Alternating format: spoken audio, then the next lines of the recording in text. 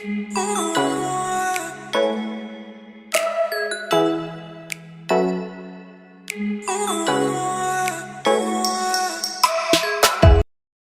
दोस्तों, मेरा नाम निखिल और good morning guys. Welcome back to another study vlog. इस वाले स्टडी व्लॉग में मैं स्कूल भी गया था और साथ साथ एज़ यूजुअल जैसे पढ़ाई चल रही थी वो भी चल रही थी। आज मैं दिखाऊंगा आपको कि इस वाले व्लॉग में मैं कैसे अभी थोड़ा अपने सिलेबस को कवर करने की कोशिश कर रहा हूँ। मेरे को काफ़ी डिफ़िकल्टीज़ भी फेस करना पड़ रहा है as you know that ninth is very tough class. तो नाइन्थ इतना टफ है कि उसके लिए थोड़ा मेहनत तो करना पड़ेगा। तो थोड़ा तो मेरे को अभी हार्ड लग रहा है, जैसे मोशन चैप्टर का। अब देखो, जो फर्स्ट स्लॉट था मैं उसमें हिस्ट्री चालू कर दिया था, क्योंकि जो हिस्ट्री का क्लास था 5 बजे और एक हिंदी का क्लास था 7 बजे। तो अब मैं हिस्ट्री का क्लास लेने लगा।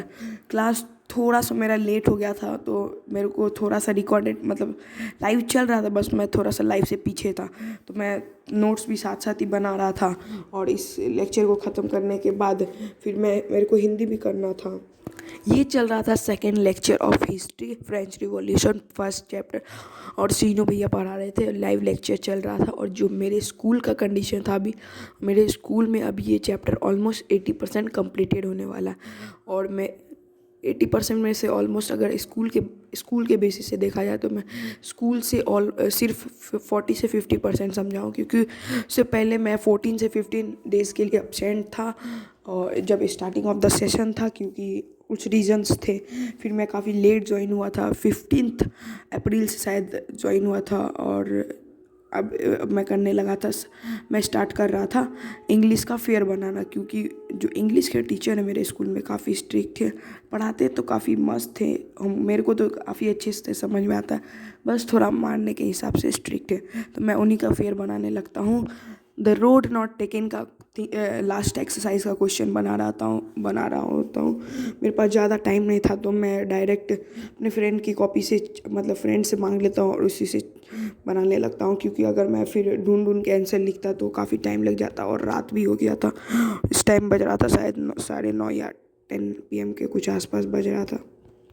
और ये जो है फेयर था इंग्लिश का, वो भी काफ़ी ज़्यादा पेज का था, या 4 या 5 पेज का था। और अब मैं आपको आप थोड़ा कमेंट में ये बताना कि आपका सिलेबस कितना कवर हो चुका है। मैं आप सबसे भी पीछे हूँ कि या मैं थोड़ा चल रहा हूँ अभी। मेरे को थोड़ा कमेंट में बताना कि मेरा सिलेबस काफ़ी पीछे चल रहा है या काफ़ी मिड में चल रहा है। अब मेरे को इसको जल्दी कवर करना है, तो अगर किसी को कोई टिप्स विप्स पता हो तो कमेंट में बता देना, क्योंकि मेरा सिलेबस बहुत पीछे है। और 13 से मेरा पीटी का एग्ज़ाम स्टार्ट होगा, और मेरे को इस बार अच्छा कुछ स्कोर करना है, तो उसके लिए भी मेहनत करना पड़ेगा। और सारा सिलेबस तो मेरे को अप्रैल एंड ऑफ में तो ख़त्म करना ही पड़ेगा, तब तो मैं कुछ रिवीजन भी कर पाऊँगा, क्योंकि 13 मई से ही स्टार्ट हो जाएगा। आप एक बार आप मेरा सिलेबस देखो कि, और उसके बाद बताना। तो अब मैं आप लोगों को मेरे स्कूल के सिलेबस का रिव्यू देने वाला हूँ। मैथ में नंबर सिस्टम हो चुका है और पॉलिनोमियल अभी स्टार्ट ही हुआ है, और फिजिक्स में जो है कि मोशन हाफ कंप्लीट हो चुका है। केमिस्ट्री में चैप्टर फर्स्ट ऑलमोस्ट कंप्लीट हो चुका है, और बायो में 40% जो फंडामेंटल यूनिट ऑफ लाइफ है वो कंप्लीट हो गया है। History 80% first syllabus complete, chapter first complete. Geography chapter पूरा कंप्लीट है फर्स्ट। सिविक्स हाफ कंप्लीटेड है, और इकोनॉमिक्स चैप्टर फर्स्ट स्टार्ट हुआ है।